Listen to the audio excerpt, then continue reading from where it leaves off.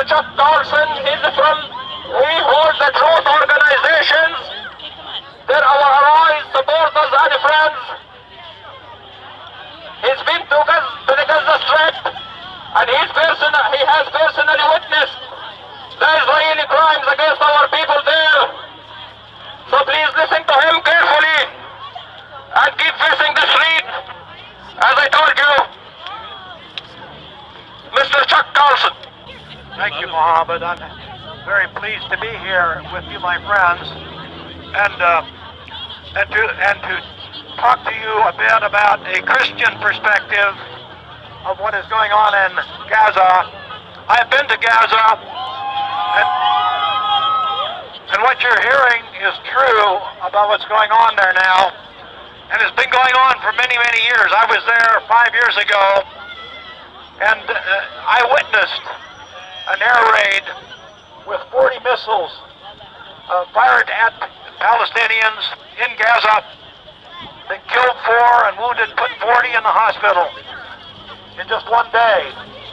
And photographed it myself. It's not something that we hear about that's not true. It's something that you could see yourself if you were there. And this is not a Islamic issue. This is also a Christian issue, because many of the people who I know in Gaza are Christians. They live side by side with Muslims, and they coexist and get along. We hope that there is press here today to hear us, because I've been listening to what the press is saying, and there are several very obvious lies that anyone would see if they went to Gaza and just stayed for even a week. Number one, the lie that Hamas is a terrorist organization is untrue. Our press will not admit that Hamas is the duly elected government of the people of Palestine, even the people in the West Bank. In a supervised election in which Jimmy Carter was there and actually watched the elections, and yet our press would tell us that they are thugs. That's the word that was used from the White House today, thugs, terrorists, killers, so on. It's untrue. When you talk to the press, don't be afraid to tell them that Hamas is the duly elected government of the people there. And the reason, of course, that sometimes they appear to be radical is, of course, because they're all in jail together. And when you're in jail, you are going to have resistance. Gaza is a giant prison, and there's no way to be there without having resistance. And the Christians I know and the Christian churches in Gaza make resistance too. They're every bit as much opposed to the Israeli occupation of Gaza as are the Muslims who are there. It's also grossly untrue that the people in Gaza train their children to be terrorists. It's untrue. It's not the nature of Islam, it's not the nature of Christianity, and it's not the nature of children. The reason there are suicide bombers in Gaza is because you have people whose dreams have been taken away from them, whose freedom has been taken away from them, whose reason for living, whose future has been stolen from them. Suicide bombers are people who are come out of desperation. They don't come out of training. People there do not train their children to be suicide bombers. Don't be afraid to defend them, because it is oppression that's going on there. The desperation after years of being repressed in a bottle, in a captivity. Christians have been going into Gaza by boats and allowed in.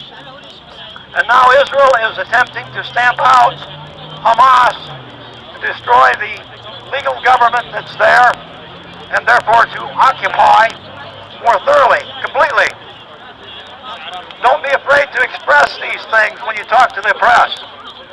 I want to also tell you that the press is part of the problem. The Jewish Zionist movement in places like this, Anti-Defamation League, is part of the problem. The media is part of the problem. But a big part of the problem is also American Christian churches. Christian Zionism is the biggest supporter of Israel's dominance and occupation of the Palestinian people. And we need to work together to educate my Christian friends and your Christian neighbors. You need to learn how to do that. The Palestinian people are very brave. I do believe that they will prevail because they have no choice but to prevail. I do believe that right prevails over wrong eventually because God is with those who are right. God will not stand forever by those who are wrong. So be encouraging and be encouraged that the people of Gaza are making this sacrifice. It is their freedom, it is everyone's freedom that is at stake. God bless the people of Gaza. Thank you.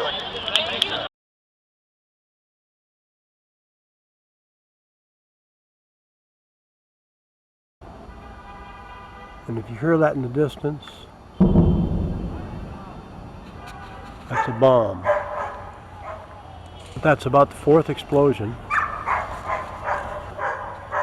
All over the city, dogs are barking. Death is around you, always around you. Last night, large numbers of people killed. Now I hear the ambulances running.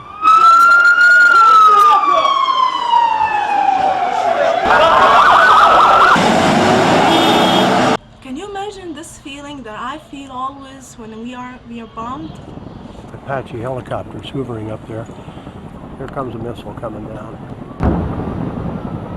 It's happening just at bedtime here, 9 o'clock at night. Just when the kids go to bed. This feeling, exactly this feeling, that you are in your room, in your bed, you're praying.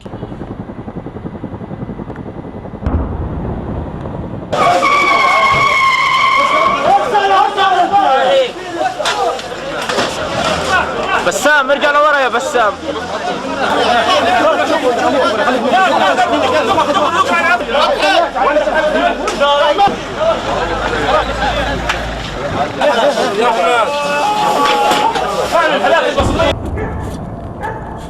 Here we are again. The chopper's very close this time.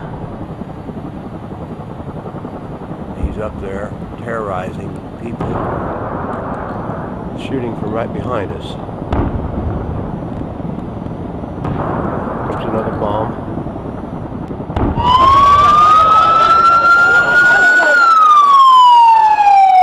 There's another one fired from a much lower angle right off to my left. They're coming right down across the town. This one fired right over our heads. It's 3 a.m. and the killing is going on. Imagine, the United States paying for all this.